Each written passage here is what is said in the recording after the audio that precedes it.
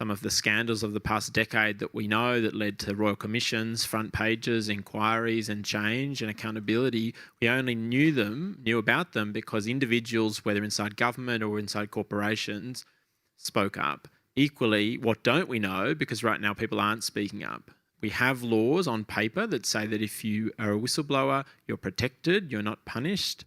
Those laws aren't working. One for Mum, one for Dad, and one for the country. And there has never been a more exciting time to be in Australia. Budgets are about choices, Fran, and you show what you value through the choices you make. This is coal. Don't be afraid. Don't be scared. The Treasurer knows. I want an economy that works for people, not the other way around. We'll just end up being a third-rate economy, a banana republic. Just follow the money.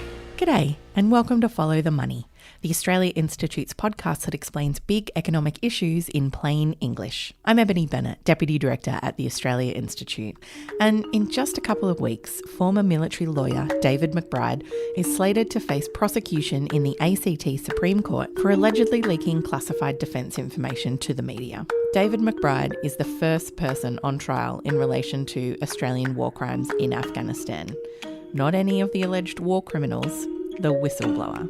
And he's not the only whistleblower facing prosecution. I have faith in the judiciary. I'm a true believer. I think the judiciary will give me a fair hearing. I am a patriot. I believe in this country. I think what I did was the patriotic duty to stand up for what's right about it. ATO whistleblower is facing 6 life sentences for tapping telephones, recording conversations and photographing protected information, among other charges. Richard Boyle says he did all of this to uncover ATO alleged abuses against small businesses and individuals. A high-profile lawyer and a former spy face up to 2 years jail accused of conspiring to release top-secret intelligence information when Australia bugged the fledgling Timorese government. When Mary-Anne Slattery was at the Murray-Darling Basin Authority, she discovered the infrastructure subsidies were funding the expansion of dams. It was always talked about with a raised eyebrow and a bit of a snigger that there was a lot of water that was bought at well above the going rate, a reasonable rate. The former customs official was convicted of leaking information about flaws in the security operations at Sydney Airport, which a later report confirmed. Too often in Australia, whistleblowers are prosecuted rather than supported, when by exposing human rights abuses, government wrongdoing and corporate misconduct, whistleblowers make Australia a better place. I was joined recently at our regular Politics in the Pub event by a panel of distinguished experts to discuss the state of whistleblowing and transparency in Australia right now. I was joined by Kieran Pender, Senior Lawyer at the Human Rights Law Centre, Professor Peter Grester, Executive Director of the Alliance for Journalist Freedom, an award-winning journalist and author who was also imprisoned for being a journalist, and Rawan Araf, Executive Director of the Australian Centre for International Justice. Take a listen. So, the Australia Institute has been looking into the issue of whistleblower protections for a long time, and we all know that by exposing human rights abuses, government wrongdoing and corporate misconduct, that whistleblowers are really brave and courageous and they make Australia a better place. Yet too often in this country, whistleblowers are prosecuted rather than supported. And tonight we've got the privilege of hearing from a very distinguished panel of experts. In recent years, we've obviously seen the prosecution of whistleblowers and journalists, raids on journalists and media organisations, and a number of prosecutions of people like David McBride, Richard Boyle, and others serve as very poignant reminders that the challenges are huge that face whistleblowers who are trying to blow the whistle on misconduct and wrongdoing. So tonight we're honoured to have Kieran Pender, a senior lawyer at the Human Rights Law Centre, who leads the Whistleblower project aimed at protecting and empowering Australian whistleblowers. We're also privileged to have Professor Peter Grester, an award-winning journalist and author. You might have seen him at the Press Club earlier this week and caught him there. He's not only reported on some of the world's most challenging surrounding regions, but obviously also experienced the harrowing reality of press freedom limitations in his own life, to put it lightly. I'm sure we'll touch on that this evening, and his advocacy for press freedom and for journalists has been immense in the past few years. Lastly, Rowan Araf is the Executive Director of the Australian Centre for International Justice, an independent not-for-profit and specialist legal centre that works to develop Australia's capacity to investigate and prosecute atrocity crimes. So we're really at a critical juncture here, and these guys have been in Canberra all week doing all sorts of exciting things. But I might kick off with you, Kieran. Can you just tell us a little bit about the Whistleblower project and why the Human Rights Law Centre saw a need for such an intervention? Thanks to all of you for coming out tonight. Some of the discussion that will follow is probably a bit depressing. It's not a good time in Australia to be a whistleblower, and that has really significant negative implications for all of us. But I hope we can also offer some optimism about some of the prospects for positive change that might lead to a better situation for those who play a vital democratic role in Australia and thereby make Australia a better place. We know that whistleblowers are suffering.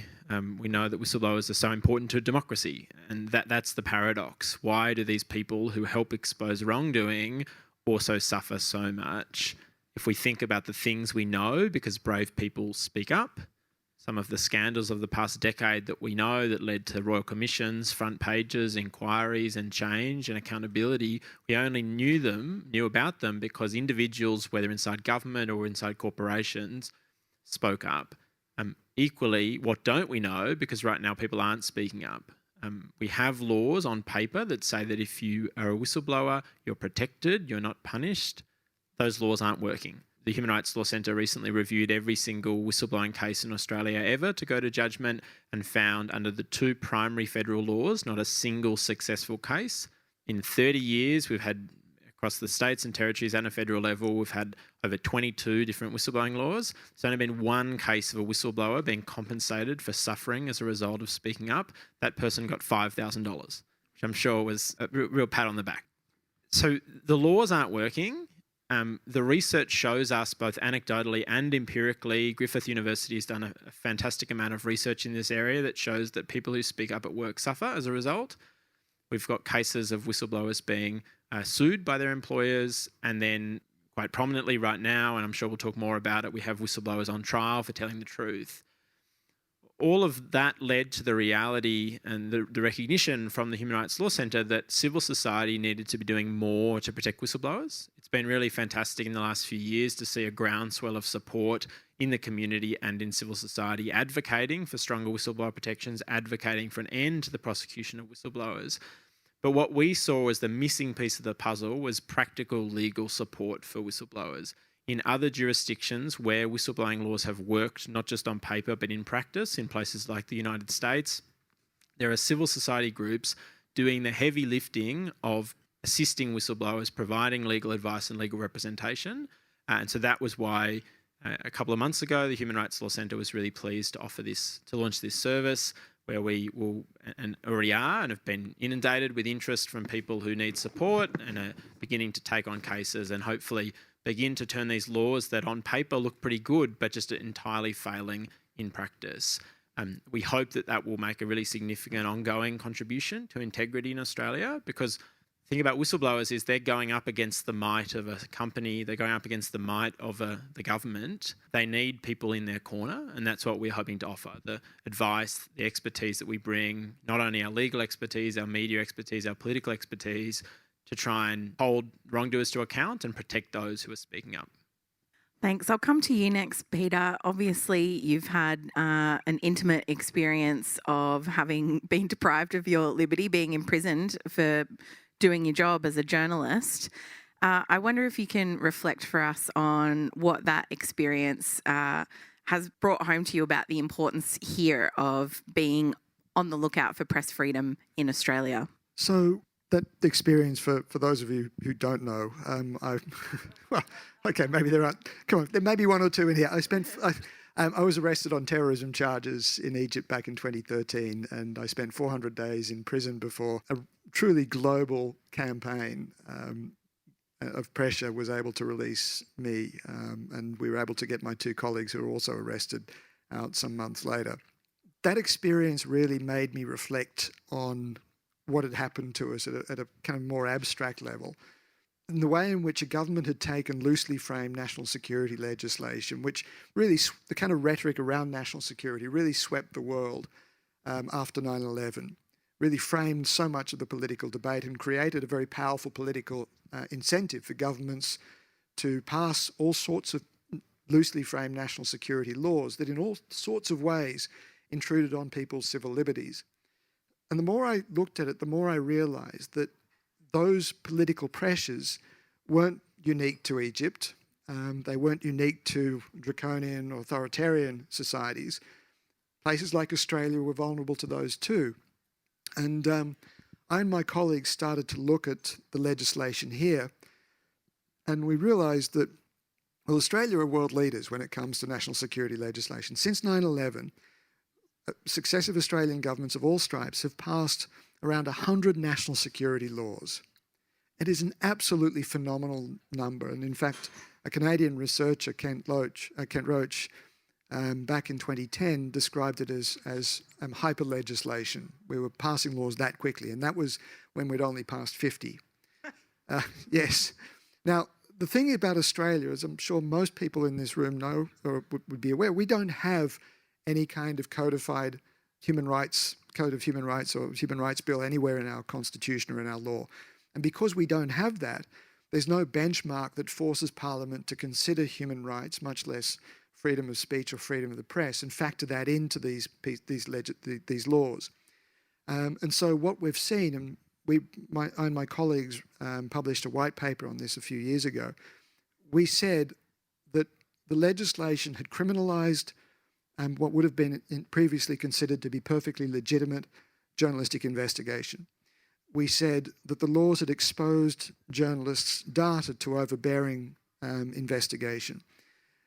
We said that journalist sources, whistleblowers, were vulnerable to prosecution.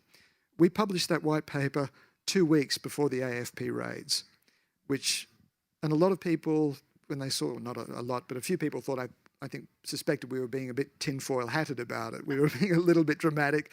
Australia isn't that bad. We don't go after journalists. But the fact is that the AFP raids vindicated everything that we said. Crucially, and I think Kieran made a really important point here, it's true that we're not seeing journalists being routinely locked up. The 2 cases, the 2 whistleblower cases, David McBride and Richard Boyle, are 2 very prominent examples of the problem that we're having. But in the same way we don't know of the number of whistles that aren't being blown because of this, we can't quantify the number of public interest stories that aren't published because of the way the law works. We do know unequivocally, because of research that my colleagues at the University of Queensland and elsewhere have been doing, that it is indisputably having a chilling effect. A lot of journalists we've spoken to have said they have had to shut down stories themselves, or they've had sources withdraw because of the threat that the law poses, because of the risks of being exposed and of the consequences of exposure. And this is why we think it's really important. Australia, the New York Times, after the AFP raids, said Australia may well be the world's most secretive democracy. And any journalists who, worth their salt, will agree with that. I don't look at, but it's indisputably the case. Yeah, and even more recently, we've seen just in the last few weeks, police kind of demand that ABC Four Corners hand over footage. So it's still very much a live issue. It is very much a live issue, and I think we need to keep talking about it. And this is also why, just very quickly, why I'm here as a part of this campaign, Kieran's campaign to support whistleblowers, because we very much see whistleblower protections as a media freedom issue. Journalists have to be able to have access to those sources, and where appropriate, they've got to be able to make sure that they protect those sources as well. What we see with David McBride and Richard Boyle isn't just going to have a chilling effect on classic whistleblowers, but also on public interest journalism. Rowan, I'll come to you next. You've been working with whistleblowers working in the area of war crimes and atrocities. Can you tell us a little bit about that work and some of those whistleblowers? Unfortunately, we're not working with whistleblowers. What we're working with is a process that's been set up because of people like David McBride and courageous individuals within the Special Forces who came forward and went to the media to expose the very wrongdoing, the serious crimes that has been conducted in our name. So we're monitoring Australia's response to the Burton report. Of course, David McBride, one of the whistleblowers who came forward and provided material that the ABC published under the Afghan files in 2017, he came after a very long process. He exhausted all internal mechanisms to expose that wrongdoing and seek accountability, and nothing was being done. So he came forward and brought those stories. And I think what's important to realise is that this is something that Afghans communities in Uruzgan and Kandahar, primarily the provinces where Australian forces were stationed and where the crimes were being committed in our name, had been knocking on the doors of the ADF, the Afghanistan Human Rights Independent Commission, with the media as well, trying to seek accountability or just to find the mere truth about what happened to their family members. The Burton report even acknowledged that those Afghan families and communities, their complaints were dismissed. And there's a racialising element, an Islamophobic element. They were dismissed by internal inquiries because they were said that the Afghans only wanted to seek compensation, that they were just propagating Taliban propaganda, and all that sort of thing. So it's because of people like David McBride and the others in the Special Forces who came forward and provided those stories to the media that we were able to have the processes, those inquiries that led to the Burton inquiry that set up that process for where we're seeing a criminal justice process now, in addition to other administrative reviews inside defence to look at the culture of silence and other recommendations that the Burton report included when it was handed down 3 years ago. So I think it's a real injustice, and it talks a little bit about the priorities of the Australian government. Of course, we have set up this criminal justice process. What I mean by that is we have the Australian government established a special office of the Special Investigator, an ad hoc investigative office that's working with the Australian Federal Police to investigate some of the cases and even others that the Burton inquiry didn't look at. But what we're having is a criminal justice process that could take a very, very long time. But one of the people who made that process happen, being prosecuted for exposing the truth. And I think that sets a real chilling effect, as we've been saying in the last few days. But also, what does that say about the Australian government's priority? We still haven't compensated or provided other forms of redress and reparations to the Afghan victims and their families for the very serious wrongdoing, these allegations of war crimes, in which the Burton report actually said we don't need to wait for the outcome of a criminal proceedings in any one of those cases to provide that means of compensation. But we should do it because it's the right thing to do and it should be done. And in many cases, the passage of time of over 10 years in some of these cases where family members were killed and injured as a result, property destroyed, etc. So I think that's why we're concerned about what are the optics around prosecuting David McBride, and what does it say to other whistleblowers in Australia, but particularly within defence and other national security, the national security, I guess, what would we call it, complex? I'm not sure what the proper terminology is, but what does that say to others who would want to expose wrongdoing in a very serious area where we have international crimes being committed in our name, not being able to come forward because they could be prosecuted? There was a point made by Andrew Wilkie this morning when we had a parliamentary briefing with him, which I thought was very, very pertinent. You know, we should be proud, where he suggested that what about in cases around the world? In the UK, for example, I think what the UK is struggling with at the moment is the code of silence, which Australian Special Forces, those brave people like David McBride and others who broke that code of silence. In the UK, they're having a problem because no one is able to break through that code of silence. So if they're seeing people in Australia being prosecuted for that, would people in the UK come out and try and expose wrongdoing that UK forces were also involved in. But I think one of the points I wanted to make as well is that, we should be proud of the process that Australia has set up, in the sense that we are the only country where Western forces involved in the military adventure in Afghanistan are actually having a reckoning with the allegations of war crimes. We're actually trying to amend, trying to repair the harm that was done in our name. But to do that, firstly, by prosecuting somebody who tried to expose the truth, is a real injustice. Yeah, it certainly sends the completely wrong signal when what we want is, first of all, for those crimes not to have ever have happened, and to discourage that kind of a culture within defence. But if it is going wrong, we want to know about it and stop it.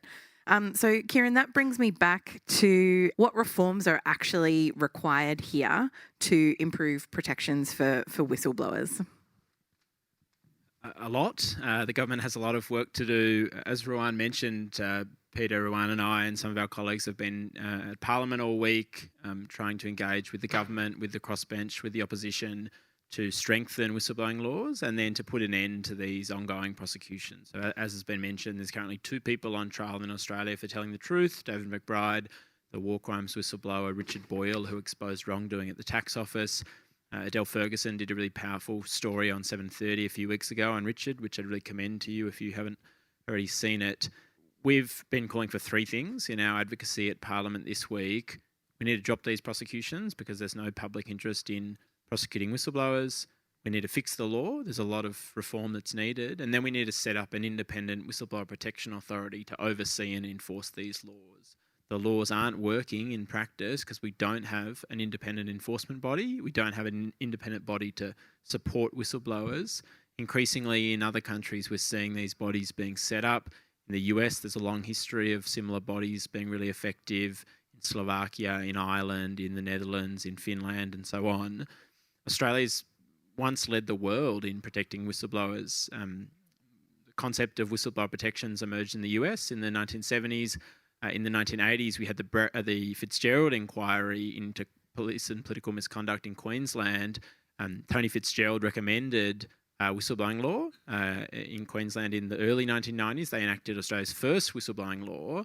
At that time, Queensland was second only to the United States. So Australia once had a proud history of protecting whistleblowers, but in the successive decades, we've fallen behind. And in the past 10 years, under the coalition government, we had a war on whistleblowers. We saw, as we know, the raids on the media, the prosecutions, and so on. The Labor government has done a lot of good work on transparency since coming to power. We've really applauded that. They discontinued the prosecution of Bernard Collaery, which is a really significant step that I know many people in Canberra called for, and I know that many people rallied outside the courts on successive occasions calling on the injustice of that and calling for it to end. The government has done some whistleblowing reform, initial technical reforms, reviewing secrecy laws, reviewing surveillance laws and so on. So the government is talking a good game and it's beginning to move forward, but there's a lot that needs to be done. And the problem is, while we have these 2 prosecutions ongoing, the credibility to deliver that reform, deliver the institutional change we need, the creation of a whistleblowing body and so on, is totally missing. If, as we said, David McBride goes on trial just over there in the ACT Supreme Court in 4 weeks' time, the first person on trial in relation to war crimes in Afghanistan, the whistleblower, not an alleged war criminal. As we've been saying to Labor MPs and senators all day today and yesterday, what credibility will the Labor government have to deliver whistleblower protection reforms if they oversee a whistleblower going to jail?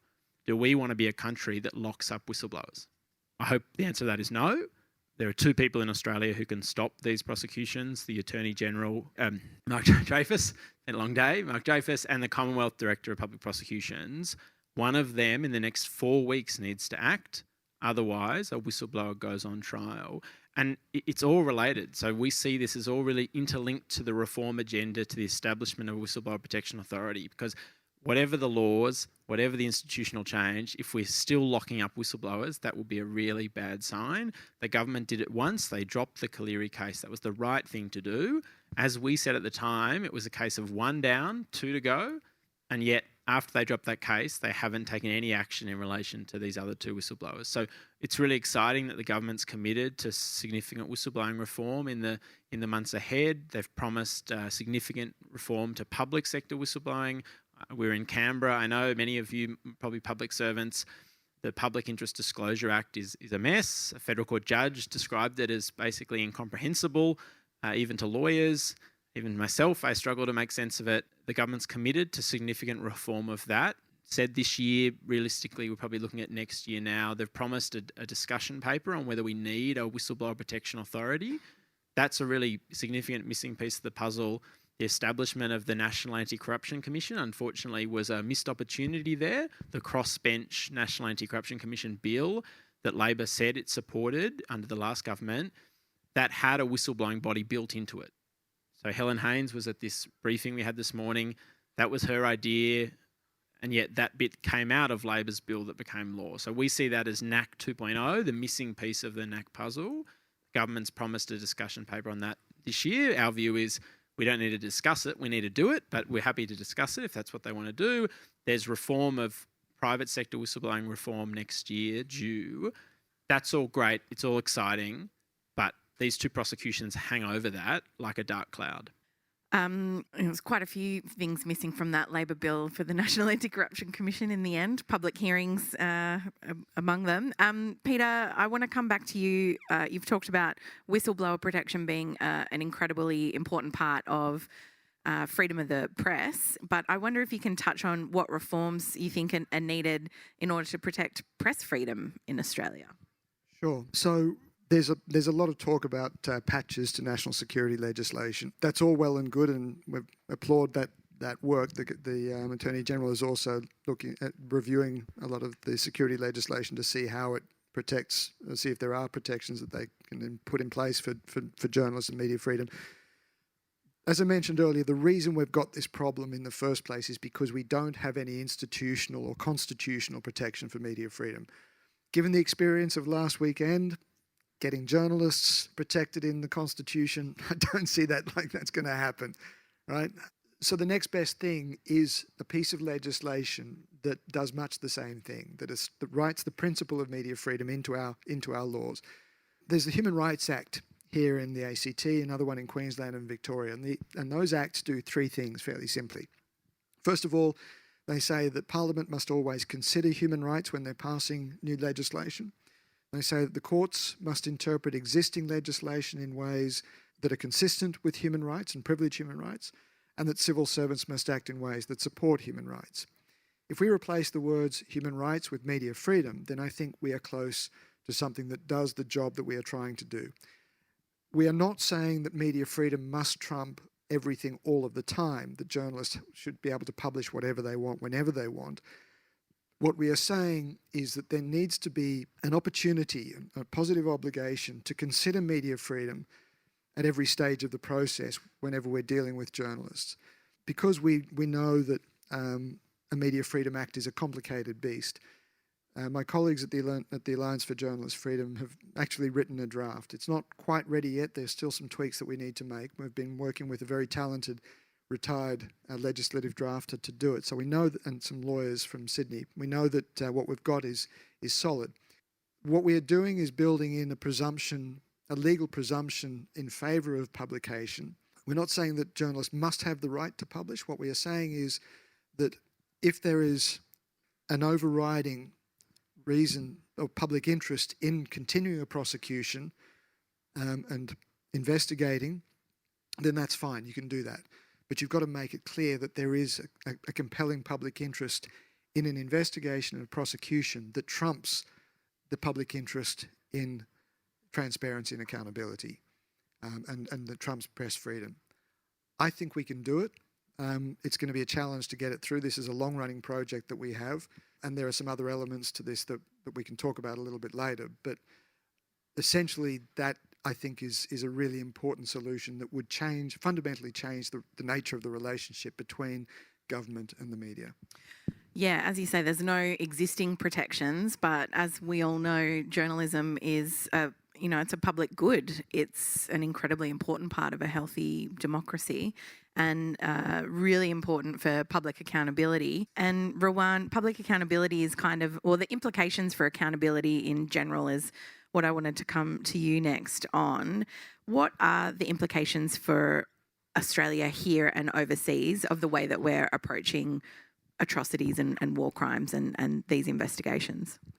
Well, I think it sends absolutely the wrong message. I actually don't even think people abroad know yet about the prosecution of David McBride. I think, at least in the space that we're working on, there's a lot of fanfare around the fact that Australia has set up this process, as I said before. But I think once the news hits abroad about the fact that McBride is being prosecuted, I think, shit's probably going to hit the fan about the real positive reception that Australia got. I think it's worth. Sorry, I'm just going to put on my journalist cap here because I know the images of David McBride being hauled into court and possibly being dragged off into prison are going to go everywhere. They'll be in the front pages of every newspaper in this country at the time when it happens, and a lot of news organisations around the world are going to pick those up.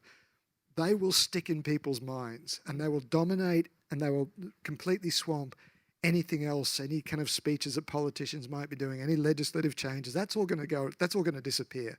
It's those images of McBride in court and in prison that will set the tone and make it very clear where Australia stands on this. And I think one point I wanted to mention, just because I remembered Kieran mentioned the two people who have the power, at least, to intervene in David McBride's case. Just to backtrack a bit, contextualise my answer and what I'm going to say is, following the defamation trial of Ben Roberts-Smith, it became apparent that the Australian Federal Police had bungled, because they had carriage of at least, I think, 6 incidents. So Ben Roberts-Smith is involved in at least 6 incidents of serious wrongdoing that amount to war crimes. 3 of those incidents, including the most famous one, Ali Jan, the farmer who was kicked off a cliff, have been bungled to the extent that it's possible that charges might not be brought in those cases. So he could get off scot-free in those incidents. What's happened is now there's a task force with the AFP and the OSI that are looking into this. Thankfully, the federal court just said that they can have access to the evidence, some of the closed evidence in the defamation trial. But what that story exposed about the AFP's bungling of some of those, investigating some of those incidents, is that the Commonwealth Director of Public Prosecution sat on a brief for 2 years, that the AFP went to the CDPP and said, okay, here's the brief for Ben Roberts-Smith. Can you do, what do you think? Because they, part of the process is they brief them and then the CDPP advises, we need more evidence on this, go chase that. Oh, yeah, sure, let's take this for charges. They sat on it for 2 years. But at the same time, they were gangbusters on trying to get David McBride prosecuted. So I think that is a real injustice and speaks volumes about the priorities of the CDPP, at least in this case. So the implications are, we already had failings of institutions since 2005, since the time the Afghans were knocking on the door of the ADF trying to seek information about what happened to their loved ones. And failure of institutions inside defence, failure in the AFP when David McBride tried to go to the AFP, I believe, and we had inquiry after inquiry and finally a process that's been set up. So there's serious issues about the impacts of accountability here. I know now we're at a process where, yes, it's going forward and we have to be positive about it and obviously monitor it, ensure that it's up to it meets international standards, that victims are allowed to participate in the process in a meaningful way. So there are a lot of implications, but I think the serious one, at least pressing to us as Australians now, is that one of the persons who's exposed what's going on or what went on is being prosecuted. And I think maybe, Kieran, we need to talk about how we maybe bring the international element, the story internationally before to try and bring the pressure on that front too to the government. Yeah, well, that sounds like an important part of getting some well-needed spotlight shone on this issue internationally. I am going to go to questions from the audience next, but I wonder if we might have a round of applause for our panellists to begin with.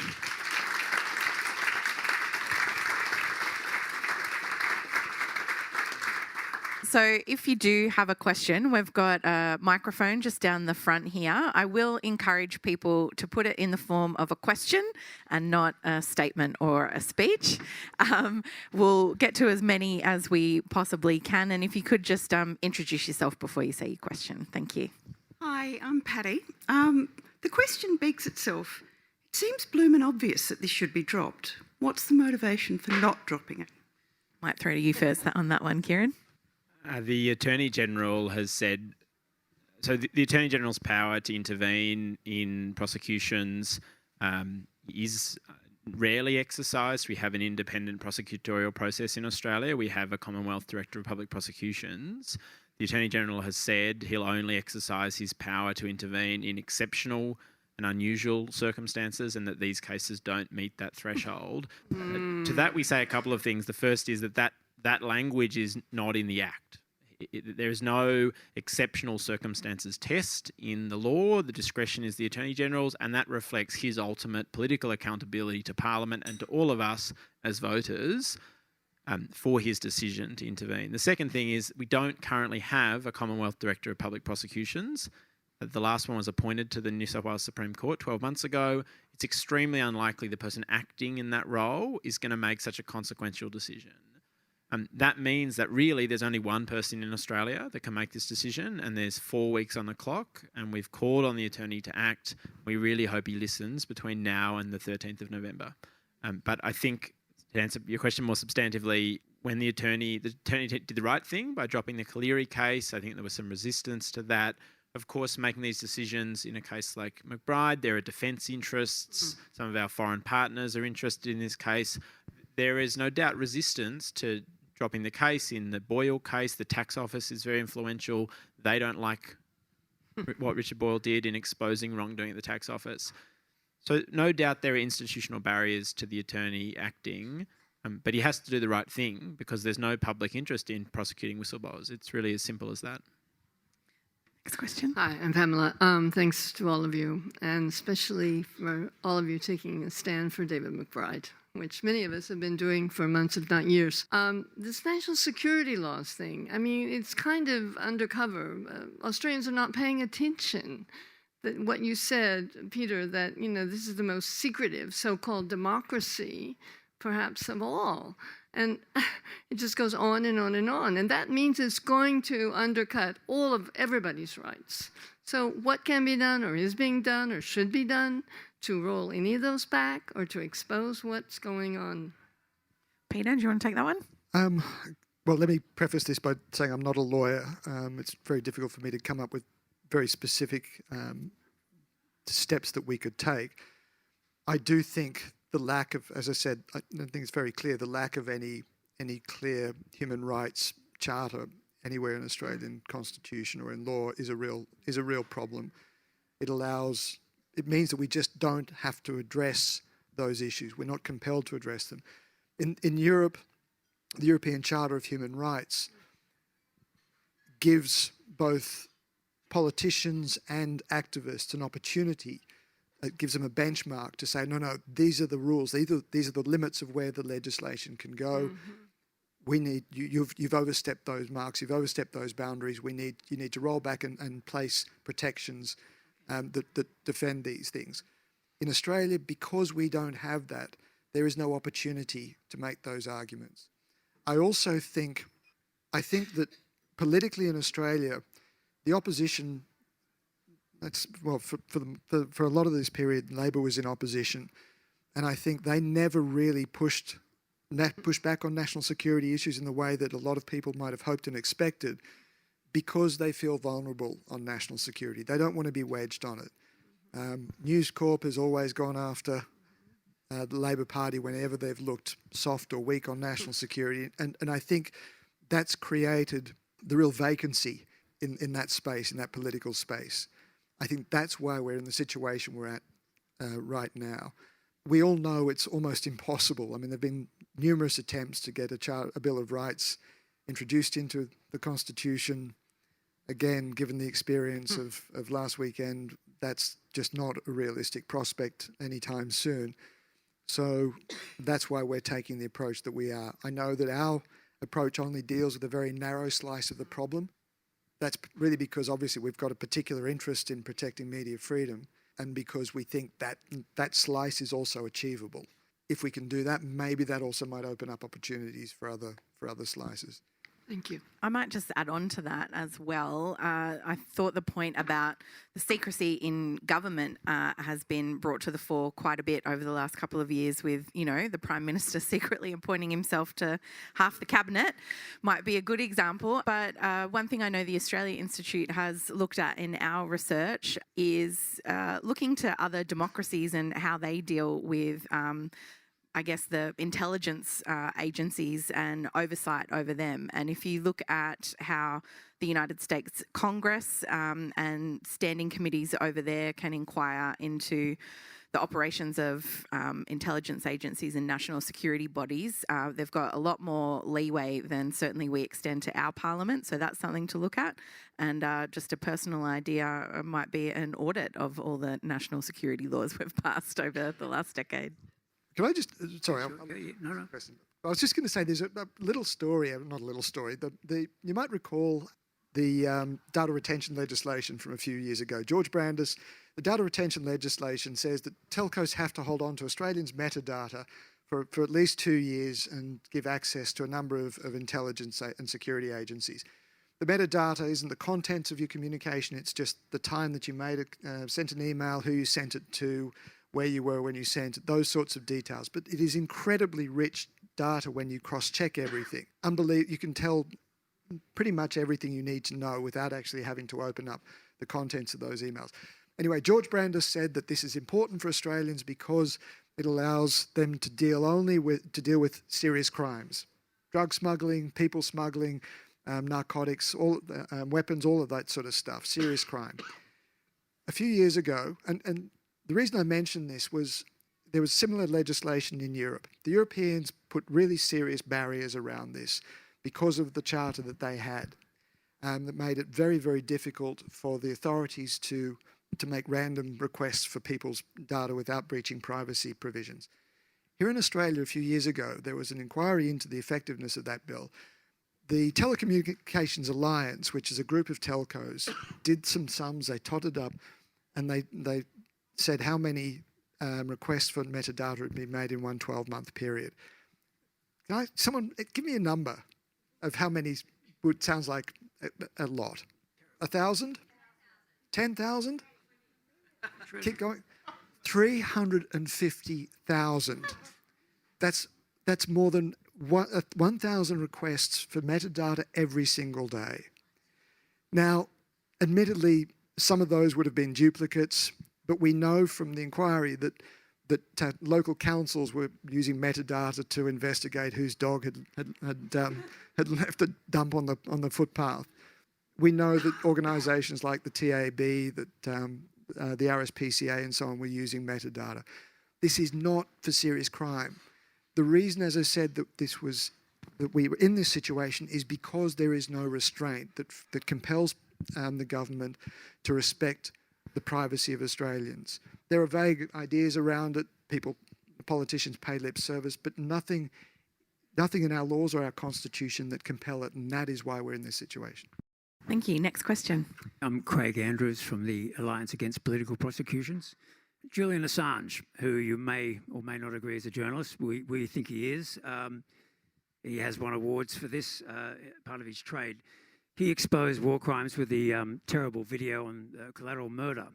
So my question to Peter and Rowan, what's your organisation's views of the charges of espionage against Julian, noting that the person who leaked the confidential data, then Bradley Manning, has already claimed publicly that Julian had nothing to do with the procurement of the documents, but he's now being facing extradition to the US on charges of, sorry, I shouldn't be reading here, extradition to the US impact of the conviction worldwide and his ability to report on the US wrongdoing. So he's being charged with espionage So what is your impression of having a conviction against him and journalists worldwide reporting in US wrongdoing, as he's been denied the protection of the First Amendment and he's not even a US citizen? Rowan, can I throw that one to you first?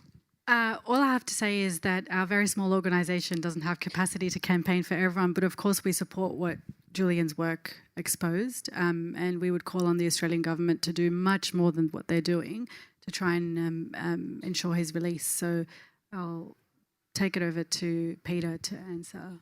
So let me be absolutely clear. I support Julian Assange, right? I think his incarceration is an abomination. I think that it has gone on far too long. The Prime Minister has previously said it's gone on far too long. You know, it's indisputable that Julian's rights are being violated. You mentioned the First Amendment rights. The First Amendment, for those of you who don't know, in the US, guarantees freedom of speech, freedom of the press, freedom of association, freedom of religion. I think that we can get into technical arguments about whether Julian is or is not a journalist. My own organisation has a particular view on the way that we need to be defining journalists, and we think that actually who is a journalist is not the way to go. We should be defining journalism as a process. And for those reasons, we think that Julian falls outside our definition. But I do not want that to distract from my support for Julian. There is freedom of speech. There is a fundamental freedom of speech right in the First Amendment that I think Julian duly exercised. It is indisputable that the crimes that that WikiLeaks exposed needed to be out there in public. It is indisputable that there was an overriding public good in what he did.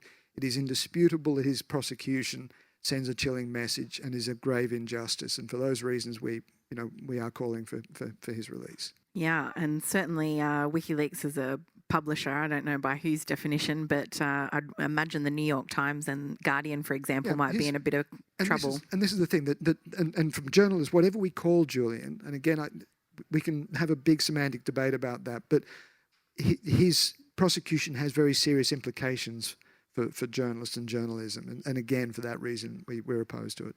And obviously, for those who aren't aware, we recently saw a cross-party delegation travel to the United States to lobby for his release. Next question. Thank you so much. My name's Lynn Beasley. I have supported Witness K and Bernie Calera for a long time, sent my signature into a lot of things. So I'm very much in favour of whistleblower legislation. However, for the last 2 months, I've been campaigning for the Yes campaign around Canberra. And one of the things that has worried me the most is the amount of misinformation that people have obtained from the media, from Murdoch newspapers and Sky News, and it's been thrown in my face. Luckily, I know enough about the stuff to be able to come back. But once people have taken that in, they're not prepared to let it go. So my question is, how do we put legislation in that supports whistleblowers but calls for truth in reporting? Great question. Peter, if you could just fix the media industry for us with your answer. Well, actually, I do have some ideas about this, all right? Forgive me, I feel like I'm dominating the stage here a little. So this comes back to our definition of journalism rather than journalist. The problem, in fact, it's what Brett Walker rather astutely once called the Assange problem, that people tend to define journalist depending on whether they think he is or is not a journalist. And the difficulty is in a digital world, it's almost impossible to do that in a meaningful way that includes everyone that we need to include in the definition and excludes those who are just sort of chances. So I've decided to take a completely novel approach to this. We've decided that what matters in the news business or in journalism isn't so much what you call yourself, what's on your business card, but it's the role that a particular type of information plays in our democracy. It doesn't matter who is doing it, it's the process that you apply. It's the way in which you gather information, organise it and present it that constitutes journalism. And in section 126K of the Victorian Evidence Act, there is a definition It's very simple. It starts the traditional way, which we don't like. A journalist is a person who is in the business or occupation of producing news and information. We don't like that. But then it goes on to say the journalist or publisher shall be accountable, and in brackets, through a complaints process with a recognised code of conduct or set of standards. I think that's the solution. That journalism is a process in which the person that's producing it is accountable to a code of conduct. At the moment, if we put that in law and say that is the thing that we are trying to protect, we're also proposing a professional association of journalism. We think that the current system of industry self-regulation is broken. There is the Press Council and ACMA that both deal with the big institutions. Hands up who knows the Press Council exists or that's a way of making complaints. A few people, a lot of you don't. ACMA is the similar. It has no real respect. It has no real teeth. It is complete. Both of them are completely ineffective, and I can say this because I'm a member of the Press Council. So we think that if we took that definition of journalism as a process, we set up a professional association, a voluntary association that's not a barrier to entry, but journalists could apply to become members of. You demonstrate your capacity, you say you're going to be accountable to a code of conduct, provide a portfolio of work to show that you know what you're doing. The law then provides top cover to those journalists. If those journalists are accountable as individuals rather than as corporations to the code of conduct, we provide upward pressure on good journalism because if you're a member of the association, you get top cover from the law. We provide an incentive to our politicians to introduce a Media Freedom Act with this model because we're also delivering something that's really, we're delivering a high quality of journalism to our public. Crucially, what we're also doing is badging work that makes the standard. And I think that definition means that we're far more likely to get compliance of individuals to the kind of truth, verifiable truth in journalism that you're talking about. We can't ever eliminate truth, and truth is a very slippery concept if you're really trying to get your hands on it. As a journalist, I can truthfully report a lie that somebody else is saying. Who's responsible? Am I responsible? Well, I am to a certain extent because I have to check the information that I'm broadcasting. But as happened, as we saw in COVID, the truth kept changing. Yeah. But this model, I think, could actually solve our problem. I'm just going to exercise my prerogative as host to chime in and recommend truth in political advertising laws as a good start for a reform. Currently, it's perfectly legal to lie in a political ad, and the government just so happens to be considering some electoral reforms at the moment. So we'll see where that goes, but I certainly think a push on that front would be good. And just picking up on Peter's point about the responsibility of journalists too, I think we've seen a number of journalists throughout the referendum campaign be concerned about how the media was approaching and dealing with mis and disinformation. And there's also some more legislation that the government is considering that's looking at that as well. And I might just say I recently met Stan Grant, who obviously has raised some concerns about the role of the media in, well, a bunch of things really, but has joined the Constructive Institute, one of which its aims is to promote good journalism by journalists. So you might want to have a look into the Constructive Institute. Okay, thank you. My name is Jack, and I've been quite heavily involved in Tasmania with the recent Commission of Inquiry into child sexual abuse in government institutions. And one of the issues that has cropped up for the whistleblowers and the victim survivors has been the inability, I think, to permeate the political spectrum, but also the community spectrum. And we often talk about whistleblowers in terms of like big corporations, big government stuff. But I think about my experience in child protection where, you know, I've spoken to children talking about their experiences and their abuse, and actually that whistleblowers themselves can occur within the community, like they live in your street, they live next door, they may be in your family. And I'm just wondering, in those terms, how can we start to change the language around whistleblowers so that it's not just like the McBrides and the Assanges, but it's actually the people around you to raise that awareness and deliver more social and political action that we actually need to see at state and federal level? Yeah, fantastic question. Kieran, I'm going to throw that one to you, but if I could get your question, sir. So my name's Greg Adamson. I'm from Griffith, New South Wales, where I worked as a teacher. It's great to see Peter in person and not in a cage, and it's great that you're doing this advocacy for whistleblowers. My question is very simple. It's just basically, what do you see the role of unions against the institutions? Because they seem to be the forgotten voice in what happens for whistleblowers, and they never seem to be stepping up to the plate to advocate for a whistleblower. Excellent. Both of those seem like for you, Kieran. Both of those Bring questions. us home. To answer the second one first, so we've been very fortunate that the CPSU signed on to our letter to the government in relation to these prosecutions. We've also been engaging with the ACTU. So I think the unions do care about whistleblowing, but part of the problem is that the law doesn't recognise their role. So if you're a whistleblower, you can blow the whistle to me lawfully because I'm a lawyer. You can't blow the whistle lawfully to your union. That's a problem that needs to change. The unions have been pushing for the government to change that. I agree that it would be really fantastic to see the union movement more active in this space, but I think partly that's we need law change to occur as first.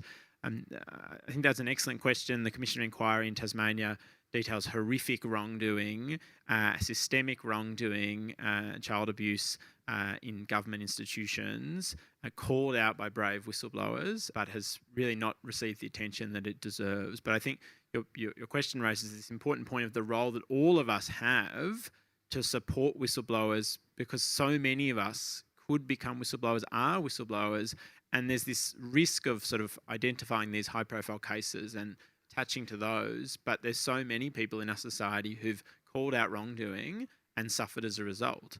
You know, for every David McBride, there are 10 people, 100 people under the radar who will never be on the front page, but who are suffering for their truth-telling. And I think it's the responsibility of all of us to play a role in supporting those in our own workplaces, in our own communities when they speak up. Just wanted to end by saying, firstly, really grateful to the Australia Institute, which has been a stalwart supporter of our campaign for stronger whistleblower protections and an end to these prosecutions. So really grateful to all the work the Australia Institute has done. We've done polling with the Australia Institute that shows that Australians want stronger whistleblower protections. They want an end to the prosecution. So that's been really important in our advocacy. I also wanted to say we have a campaign website, droptheprosecutions.org.au. Very simple. The message is very clear, drop the prosecutions. So if you want updates on this work, you can go along there. But I also wanted to encourage all of you. It's so fantastic to see the level of support in this room for truth-telling, for press freedom, for whistleblowing, for transparency and accountability. All of you have a role to play. There's 4 weeks until David McBride goes on trial. I'd really encourage all of you to write to your local member, to write to the Attorney General, to call his office, to write letters to the editor, to attend. So there's going to be a rally outside the ACT Supreme Court. If we don't have an end to the prosecution between now and the 13th of November, there's a rally outside the Supreme Court on Monday the 13th of November, I think at 9 a.m. So come along to that if you can. It's so important we do all this work. But I promise to end on an optimistic note. I did a lot of campaigning to end the prosecution of Bernard Collaery. At many times I thought that was a hopeless cause. We'd go into court, the court would go into closed session, secrecy upon secrecy upon secrecy. The coalition government did nothing to stop that. It threw millions of dollars at trying to send to jail someone who exposed Australia's horrific conduct, our spying on our neighbour Timor-Leste. We kept turning up, we kept going to the rallies, we kept writing, we kept giving quotes, we kept advocating, and eventually we won. And I can remember the moment I got the phone call from the ABC saying, the Attorney General has dropped the prosecution, like, what do you have to say? And I'm like, it was a moment of shock. We can have that moment again in these two cases. The discontinuance of these two prosecutions is the vital first step of then a process towards rebuilding transparency and accountability in this country, protecting whistleblowers, building the institutions that protect whistleblowers, integrating that into our wider integrity landscape. We won the campaign once, we can win it again, and I call on all of you to participate in that. Thanks. Thank you. I know you've ended on a really positive note. I did just want to, I guess, I'm going to bring the tone down again, I'm sorry, but after the weekend referendum, I did want to finish by thinking about that theme that's come up time and again this evening of truth-telling and how important a process that is, and reflect on some of the key things that the Yes campaign didn't necessarily highlight in its effort to be positive and to reach out a hand to Australia to seek recognition, and that is the number of Aboriginal deaths in custody. There's been hundreds, and as Amy McQuire so eloquently wrote about in the past few years, not a single perpetrator so far.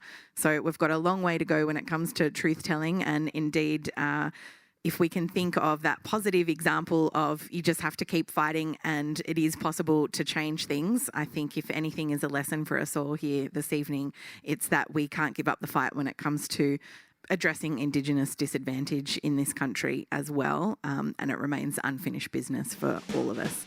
Politics in the Pub was recorded live on Wednesday the 18th of October 2023, and things may have changed since recording. You can visit australiainstitute.org.au for all our latest research and content, including on protecting whistleblowers. And we're on Twitter at the Oz Institute with an AUS. My Twitter handle is Ebony_Bennett with a _N_T. Kieran Pender is at Kieran HRLC, that's KIERAN. Peter Grester is at Peter Grester, and Rawan is at Rawan Araf, that's RAWAN ARRAF. Our producer Jennifer Macy is at Jennifer Macy, with additional editing by Emily Perkins. Our theme music is by Jonathan McFeet from Pulse and Thrum, with additional music from Blue Dot Sessions. Thanks for listening.